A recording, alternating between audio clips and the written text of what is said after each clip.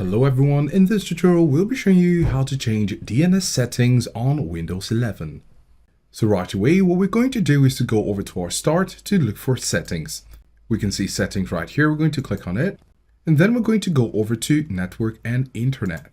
Now there are two options, you can use your Wi-Fi or your Ethernet.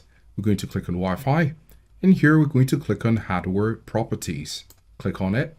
Right here you have your DNS server and your IP assignment and other options. We're going to come over to where we have DNS server assignment. It's currently under automatic. We're going to click on edit and we're going to switch it from automatic to manual. So here we're going to choose IPv4 and then right here where we have preferred DNS, this is a primary DNS. We're going to use Google's free DNS. We're going to use 8.8.8.8. Then here's a secondary DNS and we'll be using same with Google 8.8.4.4.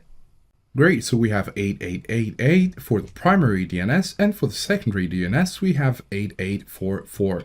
You can go ahead and click on save and try your internet to see if it's faster or you have the desired outcome. If you'd like to switch it back, you just need to follow the early steps and switch from manual back to automatic. So this is how to change your DNS settings on Windows 11. If you found this video helpful, do give us a like and subscribe for more videos, and thanks for watching.